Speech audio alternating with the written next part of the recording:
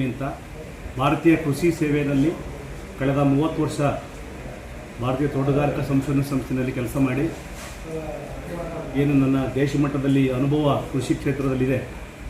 ಆ ಒಂದು ಅನುಭವವನ್ನು ಈ ಭಾಗದ ರೈತರು, ರೈತಾಪಿ ಸಂಬಂಧಿತ ಎಲ್ಲ ಜನರ ಒಂದು ಅಭಿವೃದ್ಧಿಗಾಗಿ ಇವತ್ತು ನಾನು 17/7/2026 ಶುಕ್ರವಾರ 2:00 ಏನಿವತ್ತು ಅಧಿಕಾರ ಸ್ವೀಕರಿಸಿದ್ದೀನಿ. ಈ ನಿಟ್ಟಿನಲ್ಲಿ ಒಂದು ನಿಮ್ಮ ಮುಖಾಂತರ, ಈ ಮಾಧ್ಯಮದ ಮುಖಾಂತರ ಒಂದು ಏನು ಸಂಬಂಧಪಟ್ಟ ಎಲ್ಲರಿಗೂ, ರೈತರಿಗೆ, ಯುವಕರಿಗೆ, ವಿದ್ಯಾರ್ಥಿಗಳಿಗೆ, ಕೃಷಿ ಕ್ಷೇತ್ರಕ್ಕೆ ಸಂಬಂಧಪಟ್ಟ ಎಲ್ಲ ಸಂಸ್ಥೆಗಳಿಗೆ ನಾನು ಒಂದು ಸಂದೇಶ ಕೊಡೋಕೆ ಬಯಸ್ತೀನಿ. ಇವತ್ತು ಭಾಳ ಕಷ್ಟ ಕಂಡೀಷನ್ ಇರತಕ್ಕಂಥದ್ದು ಕೃಷಿ ಕ್ಷೇತ್ರ. ವಿಜ್ಞಾನಿಗಳು ತಂತ್ರಜ್ಞಾನ ಡೆವಲಪ್ ಮಾಡ್ತಾರೆ, ಅಧಿಕಾರಿಗಳು ಆ ತಂತ್ರಜ್ಞಾನಗಳನ್ನು ಪ್ರತಿಯೊಂದು ರೈತ ಕುಟುಂಬಕ್ಕೆ ತಲುಪಿಸೋ ವ್ಯವಸ್ಥೆಗಾಗಿಯೇ ಅನೇಕ ಇಲಾಖೆಗಳಿದ್ದಾವೆ. ಕೃಷಿ ಇಲಾಖೆ ಇರ್ಬೋದು, ತೋಟಗಾರಿಕೆ ಇರ್ಬೋದು, ರೇಷ್ಮೆ ಇಲಾಖೆ ಇರ್ಬೋದು, ಇನ್ನು ಬೇರೆ ಬೇರೆ ಪಶುಸಂಗೋಪನೆ ಇರ್ಬೋದು. ಸೊ ಎಲ್ಲ ಕೃಷಿ ಸಂಬಂಧಪಟ್ಟ ಇಲಾಖೆಗಳಿದ್ದಾವೆ. ಏನಾಗ್ತಿದೆ, ವಿಜ್ಞಾನಿಗಳು ಏನು ತಂತ್ರಜ್ಞಾನಗಳು ಮಾಡಿರ್ತಾರೆ ಅವು ನಿರೀಕ್ಷಿತ ಪ್ರಮಾಣದಲ್ಲಿ ಎಫೆಕ್ಟಿವ್ ಆಗಿ ರೈತರಿಗೆ ತಲುಪ್ತಾ ಇಲ್ಲ. ಈ ನಿಟ್ಟಿನಲ್ಲಿ ನಾನು ಇವತ್ತು ಅಧಿಕಾರ ಸ್ವೀಕರಿಸಿದ್ದೀನಿ. ಇದ್ರ ಮುಖಾಂತರ ನಾನು ಈ ಭಾಗದ, ಇಡೀ ರಾಜ್ಯದ, ಯಾಕಂದರೆ ಈ ಒಂದು ಸಂದೇಶ ಇವನು ಬೇರೆ ಭಾಗದ ಎಲ್ಲ ಕೃಷಿ ಸಂಬಂಧಪಟ್ಟ ಸಂಸ್ಥೆಗಳಿಗೆ, ಅಧಿಕಾರಿಗಳಿಗೆ ಮತ್ತು ರೈತರಿಗೆ ತಲುಪಿಸೋ ಉದ್ದೇಶ ಇದೆ.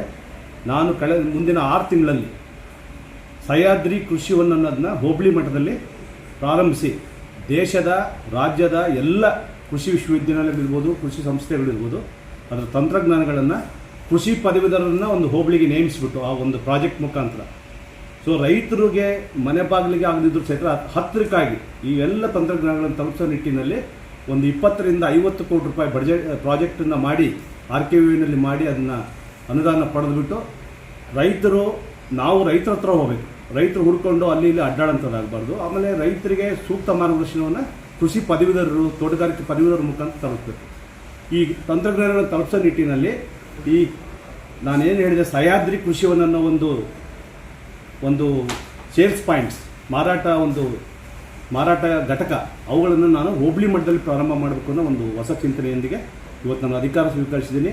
ನಾನು ಇನ್ನೂ ಅನೇಕ ಚಿಂತನೆಗಳಿದ್ದಾವೆ. ಮುಂದಿನ ದಿನಗಳಲ್ಲಿ ನಿಮ್ಮನ್ನೆಲ್ಲ ನಿರಂತರವಾಗಿ ನಿಮ್ಮ ಜೊತೆಗೆ ನಾನು ಮಾತಾಡಿಬಿಟ್ಟು ನನ್ನ ಎಲ್ಲ ಯೋಜನೆಗಳನ್ನು ಸವಿರವಾಗಿ ನಿಮಗೆ ತಿಳಿಸ್ತೀನಿ.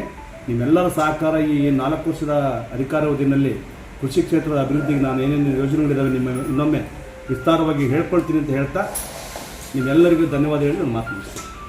ಸರ್ಕಾರಕ್ಕೆ ಬರೀ ಈ ವಿಶ್ವವಿದ್ಯಾಲಯ ಸಂಬಂಧಪಟ್ಟಂತೆಲ್ಲ ಯಾವುದೇ ಒಂದು ಅಭಿವೃದ್ಧಿ ಕಾರ್ಯ ಮಾಡೋಕ್ಕೆ ಹೋದಾಗ ಈ ಸಂಘರ್ಷ ಸಹಜ ಹಾಗೂ ನಿರಂತರವಾಗಿ ಕಂಡು ಬರ್ತಕ್ಕಂಥ ಒಂದು ಪ್ರಕ್ರಿಯೆ. ಆದರೆ ನಾವು ಅವರು ಭಾಳ ತಲೆಮಾರಿನಿಂದ ಏನು ಉಳಿಸ್ಕೊಂಡು ಬಂದಂಥ ಜಮೀನನ್ನು ಈ ಸಂಸ್ಥೆ ಒಂದು ಬರಲಿ ಅನ್ನೋ ಉದ್ದೇಶಕ್ಕೆ ಏನು ಕೊಟ್ಟಿದ್ದಾರೆ. ಸಹಜವಾಗಿ ಇತ್ತೀಚಿನ ದಿನಗಳಲ್ಲಿ ಭೂಮಿಗೆ ಬೆಲೆ ಬಂದಿರೋದ್ರಿಂದ, ಆಮೇಲೆ ಇನ್ನೂ ಅನೇಕ ವಿಷಯಗಳನ್ನು ಇಟ್ಕೊಂಡು ಮತ್ತೆ ನಾವು ಅದನ್ನ ಭೂಮಿನ ವಾಪಸ್ ಪಡ್ಕೊಳ್ಳೋ ಒಂದು ಚಿಂತನೆ ಇರೋದು ಏನು ತಪ್ಪಾದಂಥ ವಿಷಯನಲ್ಲ. ಸೊ ಆದರೆ ನಾವು ರೈತರಿಗೆ ಯಾವ ರೀತಿಯಲ್ಲಿ ಅವ್ರಿಗೆ ಮೋಸ್ಟ್ಲಿ ನಮ್ಮ ಸಂಸ್ಥೆಯಲ್ಲೇ ನಾವು ನೋಡಿದಾಗ ಆ ಒಂದು ರೈತರ ಕುಟುಂಬಕ್ಕೆ ಒಂದು ಉದ್ಯೋಗ ಕೊಡುವಂಥ ವಿಷಯ ಇರ್ಬೋದು. ಈ ಥರ ಒಂದು ವಿಶೇಷವಾದ ಕಾರ್ಯಕ್ರಮಗಳನ್ನು ನಾವು ಮಾಡಿ ಅವರನ್ನು ಗಣನೆಗೆ ಪರಿಗಣನೆಗೆ ತಗೊಂಡು ಅವರ ಶ್ರೇಯಸ್ಸಿಗೆ, ಅಭಿವೃದ್ಧಿಗಾಗಿ ವಿಶೇಷ ಪ್ರಾಜೆಕ್ಟ್ಗಳನ್ನು ಮಾಡಿ ಸೊ ಒಂದಿಷ್ಟು ವಿಶ್ವವಿದ್ಯಾಲಯದ ಜೊತೆಗೆ ಒಂದು ಉತ್ತಮ ಸಂಬಂಧವನ್ನು ನಾವು ಸೇರಿಕೊಂಡು ರೂಪಿಸಿದ್ದೇ ಆದರೆ ಈ ಥರ ಒಂದು ರೈತರ ಮನಸ್ಸಲ್ಲಿರ್ತಕ್ಕಂಥ ದುವಿಧೆಗಳಿಗೆ ನಾವು ಪರಿಹಾರ ಕೊಡ್ಬೋದು ಅಂತ ನಾನು ಹೇಳಿ ಬಯಸ್ತೀನಿ. ಈಗಿನ ಅನುಭವದಲ್ಲಿ ಸಾಂಪ್ರದಾಯಿಕ ಕೃಷಿಗಳಂತ ರಾಗಿ, ಜೋಳ ಮತ್ತು ಭತ್ತ, ಇತರೆ ಅವು ಬೆಳೆಗಳಿಂದ ರೈತರಿಗೆ ನಿಜವಾಗಿಯೂ ಆರ್ಥಿಕವಾಗಿ ಲಾಭ ಆಗ್ತಾಯಿಲ್ಲ. ಎಲ್ಲ ಖರ್ಚು ತೆಗೆದ್ರೆ ಒಂದು ಎಕರೆಗೆ ಒಂದು 30,000 ರಿಂದ 40,000 ರೂಪಾಯಿ ಸಿಗಲಿಕ್ಕೆ ಅಷ್ಟೇ ಸಾಧ್ಯ. ಇತ್ತೀಚೆಗೆ ಏನಾಗಿದೆ, ಎಲ್ಲ ಬೇರೆ ಕುಟುಂಬಗಳು ಹೊಡೆದು 2 ಎಕರೆ 3 ಎಕರೆ ಏನು ಆಸ್ತಿನ ಹೊಂದ್ಕೊಂಡಿದ್ದಾರೆ, ಆ ಬರ್ತಕ್ಕಂಥ 75,000-80,000 ರೂಪಾಯಿದಲ್ಲಿ ಅವ್ರ ಜೀವನ ನಡೆಸ್ಕೊಂಡು ಅವ್ರ ಮಕ್ಕಳಿಗೆ ಒಳ್ಳೆ ವಿದ್ಯಾಭ್ಯಾಸ ಕೊಟ್ಟು, ಆರೋಗ್ಯ ಕೊಟ್ಟು ಮಾಡಲಿಕ್ಕೆ ಭಾಳ ಕಷ್ಟ ಆಗ್ತದೆ. ಈ ನಿಟ್ಟಿನಲ್ಲಿ ಈ ವಿಶ್ವವಿದ್ಯಾಲಯದಲ್ಲಿ ಕೃಷಿ ಅಲ್ಲದೆ ತೋಟಗಾರಿಕೆಗೆ ಸಂಬಂಧಪಟ್ಟದ್ದು ಸಹಿತ ಭಾಳಷ್ಟು ಕೆಲಸಗಳು ನಡೀತಾ ಇದ್ದಾವೆ. ಮುಂದಿನ ದಿನಗಳಲ್ಲಿ ಏನು ಸಾಂಪ್ರದಾಯಿಕ ಬೆಳೆಗಳಿದ್ದಾವೆ ಅದ್ರ ಜೊತೆಗೆ ಲಾಭದಾಯಕವಾಗಿರ್ತಕ್ಕಂಥ ಯಾವುದೇ ಒಂದು ತೋಟಗಾರಿಕೆ ಬೆಳೆದರೂ ಯಾವುದೇ ಇತರೆ ಕೃಷಿ ಬೆಳೆಗಳಿಗೆ ಕಂಪೇರ್ ಮಾಡಿದರೆ ಲಾಭದಾಯಕವಾಗಿದೆ ಅನ್ನೋದು ನನ್ನ ಅನುಭವದ ಕಂಡು ಬಂದಿರ್ತಕ್ಕಂಥದ್ದು. ಸೊ ರೈತರ ಒಂದು ಆರ್ಥಿಕ ಪರಿಸ್ಥಿತಿನ ಇಂಪ್ರೂವ್ ಮಾಡಲಿಕ್ಕೆ ಮುಂದಿನ ದಿನಗಳಲ್ಲಿ ಉತ್ತಮ ತೋಟಗಾರಿಕೆ ಬೆಳೆಗಳನ್ನು ಪರಿಚಯ ಆಗಿದೆ. ಬಟ್ ದೊಡ್ಡ ಪ್ರಮಾಣದಲ್ಲಿ ಅದನ್ನು ನಾವು ಇವನ್ ಕೇಂದ್ರ ಸರ್ಕಾರ ಮಟ್ಟದಲ್ಲಿ ಚಿಂತನೆ ನಡೆದಿದೆ. ಕೃಷಿ ಸಂಬಂಧಪಟ್ಟ ಏರಿಯಾವನ್ನು ನಾವು ತೋಟಗಾರಿಕೆಗೆ ಸ್ವಲ್ಪ ನಾವು ಜಾಸ್ತಿ ಮಾಡೋದ್ರಿಂದ ರೈತರ ಇವತ್ತಿನೇನು ಆರ್ಥಿಕ ಮುಗ್ಗಟ್ಟಿದೆ ಅದಕ್ಕೆ ಪರಿಹಾರ ಕಂಡುಹಿಡಲಿಕ್ಕೆ ಅವಕಾಶ ಇದೆ. ಅವನು ತೋಟಗಾರಿಕೆ ಮತ್ತು ಕೃಷಿಯಲ್ಲಿ ಬರೀ ನಾವು ಬೆಳೆದು ಮಾರಾಟ ಮಾಡೋದ್ರ ಜೊತೆಗೆ ಮೌಲ್ಯವರ್ಧನೆಗೆ ಜಾಸ್ತಿ ಫೋಕಸ್ ಕೊಡಬೇಕು. ಅದನ್ನು ನಾನೇ ವಿಶೇಷವಾದ ನನ್ನದೇ ಆದ ಒಂದು ಸೇವೆ ಮಾಡಿದ್ದೀನಿ.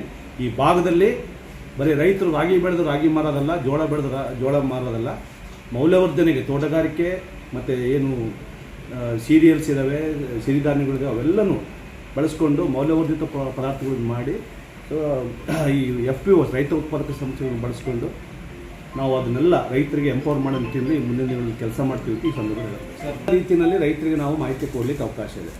ಒಂದು ತರಬೇತಿಗಳಿರ್ಬೋದು, ವರ್ಷಕ್ಕೊಂದು ನಾವು ಕೃಷಿ ಮೇಳ ಮಾಡ್ತೀವಿ. ಆಮೇಲೆ ಅನೇಕ ಕ್ಷೇತ್ರೋತ್ಸವಗಳು ನಡೀತಾನೆ ಇರ್ತವೆ. ಹೊಸ ತಂತ್ರಜ್ಞಾನ ಬಂದಾಗ ರೈತರಲ್ಲಿ ಕ್ಷೇತ್ರೋತ್ಸವ ನಡೀತವೆ. ಕ್ಷೇತ್ರೋತ್ಸವ ನಡೆಸೋ ಸಂದರ್ಭದಲ್ಲಿ ಆ ಸುತ್ತಮುತ್ತ ರೈತರನ್ನು ಕರೆಸಿಬಿಟ್ಟು ಆ ಹೊಸ ತಂತ್ರಜ್ಞಾನದ ಅನುಕೂಲಗಳ ಬಗ್ಗೆ ಮಾಹಿತಿ ಕೊಡೋದ್ರಿಂದ ನಿರಂತರವಾಗಿ ನನ್ನ ವೈಯಕ್ತಿಕವಾಗಿ ಬೇಕಾದ್ರೆ ನಾನು 18,000 ರೈತರ ಒಂದು ಮೊಬೈಲ್ ಸಂಖ್ಯೆ ನನ್ನ ಮೊಬೈಲಲ್ಲಿದೆ. ನನ್ನ ಯೋಜನೆ ಇದೆ, ಈ ವಿಶ್ವವಿದ್ಯಾಲಯದ ಪ್ರತಿಯೊಬ್ಬರು ಅಧಿಕಾರಿಗಳು ಕನಿಷ್ಠ 1000 ಜನ ರೈತರ ಜೊತೆಗೆ ನಿರಂತರ ಸಂಪರ್ಕ ಇರಬೇಕು.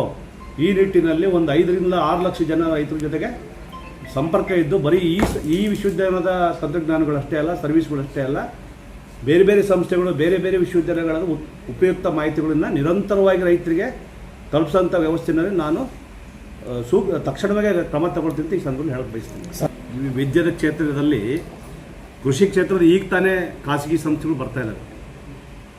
ಒಂದು ಕಡೆ ಅಗ್ರಿಕಲ್ಚರ್ ಗ್ರ್ಯಾಜುಯೇಷನ್ ಮಾಡಿದ ತಕ್ಷಣ ಅಥವಾ ಪದವಿ ಸಿಕ್ಕ ತಕ್ಷಣವೇ ಸರ್ಕಾರಿ ಸೇವೆ ಸಿಗುತ್ತೆ ಅಂತ ಯಾರೂ ಎಂದೂ ಹೇಳಲಿಲ್ಲ. ಏನು ಪದವೀಧರು ಇದ್ದಾರೆ ಸರ್ಕಾರಿ ಸೇವೆಗೆ ಕಾಯೋದಕ್ಕೆ ಜೊತೆಗೆ ಅವರು ಉದ್ದಿಮೆದಾರರಾಗಬೇಕು. ಈ ನಿಟ್ಟಿನಲ್ಲಿ ನಮ್ಮ ಸ್ವಂತ ಅನುಭವದಲ್ಲೇ ಕಳೆದ 3 ವರ್ಷದ ಪ್ರಯತ್ನದಲ್ಲಿ ಒಂದು 100 ಉದ್ದಿಮೆಗಳು ರಾಜ್ಯದ ವಿವಿಧ ಭಾಗಗಳಲ್ಲಿ ಸ್ಥಾಪನೆ ಮಾಡಲಿಕ್ಕೆ ಸಾಧ್ಯವಾಗಿ ಪ್ರತಿಯೊಬ್ಬ ಕೃಷಿ ಪದವೀಧರ, ತೋಟಗಾರಿಕೆ ಪದವೀಧರ ಭಾಳಷ್ಟು ಜನರಿಗೆ ಕೆಲಸ ಕೊಟ್ಟಿದ್ದಾರೆ. ಆಮೇಲೆ ರೈತರಿಂದ ನೇರವಾಗಿ ಅವರ ಹಣ್ಣು ಮತ್ತು ಬೇರೆ ಬೇರೆ ತರಕಾರಿಗಳನ್ನು ಕೊಂಡುಕೊಂಡು ಮೌಲ್ಯವರ್ಧನೆ ಮಾಡಿ ಉತ್ತಮವಾದ ರೀತಿಯಲ್ಲಿ ಇವತ್ತು ದೊಡ್ಡ ಉದ್ದಿಮೆದಾರರಾಗಿದ್ದಾರೆ. ಇವರು ಕೃಷಿ ಪದವಿ ಮಾಡಿಕೊಂಡು ಬರೀ ಸರ್ಕಾರಿ ಕೆಲಸಕ್ಕೆ ಕಾಯೋದನ್ನೇ ಬಿಟ್ಟು ಅದು ಸಿಕ್ಕರೆ ಹೋಗಲಿ, ಬೇರೆಯವರೆಲ್ಲ ಸ್ವಉದ್ಯೋಗಕ್ಕೆ ಜಾಸ್ತಿ ಒತ್ತು ಕೊಡಬೇಕು.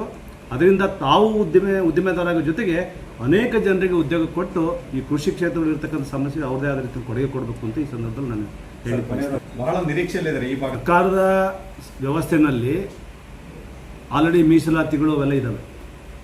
ಆಮೇಲೆ ಮೆರಿಟ್ ಮೇಲೆ ಕೊಡೋದಕ್ಕೂ ಇದೆ. ಆದರೆ ಸರ್ಕಾರ ಮಟ್ಟದಲ್ಲಿ ಸಾಧ್ಯತೆ ಇದೆ. ಯಾಕಂದರೆ ನಾನು ನೋಡಿದ್ದೀನಿ, ನಮ್ಮ ಸಂಸ್ಥೆನಲ್ಲೂ ಸಹಿತ ಮನೆಗೊಬ್ಬರಿಗೆ ಜಾಬ್ ಕೊಡಬೇಕು ಅಂತೇಳಿ ಅವರು ಏನು 700 ಎಕರೆ ಜಮೀನನ್ನು ರೈತರಿಂದ ಅಕ್ವೈರ್ ಮಾಡಿದಾಗ ಕೊಟ್ಟದ್ದಕ್ಕೆ ಹಿಂದೆಲ್ಲ ಕೊಟ್ಟಿರೋ ನಿದರ್ಶನಗಳಿದೆ. ಬಟ್ ಇತ್ತೀಚಿನ ದಿನಗಳಲ್ಲಿ ಸರ್ಕಾರ ಮಟ್ಟದಲ್ಲಿ ಸಾಕಷ್ಟು ನಿಯಮಗಳೆಲ್ಲ ಬದಲಾವಣೆ ಆಗಿರೋದ್ರಿಂದ ಕನಿಷ್ಠ ಏನಾದರೂ ಒಂದಿಷ್ಟು ಮೀಸಲಾತಿನ ಇಲ್ಲಿ ಸುತ್ತಮುತ್ತ ಯಾರು ಜಮೀನು ಕೊಟ್ಟಿದ್ದಾರೆ ಅವ್ರ ಮಕ್ಕಳಿಗೆ ಏನಾದರೂ ಕೊಡಲಿಕ್ಕೆ ಸಾಧ್ಯತೆ ಇದೆಯಾ ಅನ್ನೋ ನಿಟ್ಟಿನಲ್ಲಿ ಸರ್ಕಾರ ಮಟ್ಟದಲ್ಲಿ ನಾನು ಪ್ರಯತ್ನ ಮಾಡಿ ಅವ್ರು ಯಾವ ರೀತಿಯಲ್ಲಿ ಹೆಲ್ಪ್ ಮಾಡಲಿಕ್ಕೆ ವಿಶೇಷವಾದ ಒಂದು ಯೋಜನೆಗಳು ತರೋ ಮುಖಾಂತರ ಇರ್ಬೋದು, ಸರ್ಕಾರಿ ಯೋಜನೆಗಳಲ್ಲಿ ಅವರಿಗೆ ಜಾಸ್ತಿ ಪ್ರಮಾಣದಲ್ಲಿ ಒತ್ತು ಕೊಡುವಂಥದ್ದು ಇರ್ಬೋದು, ಅದನ್ನೆಲ್ಲ ನಾನು ಬರೋದಿನಲ್ಲಿ ಮಾಡ್ತೀನಿ ಅಂತ ಈ ಸಂದರ್ಭದಲ್ಲಿ ಹೇಳ್ಬಯಸ್ತೀನಿ.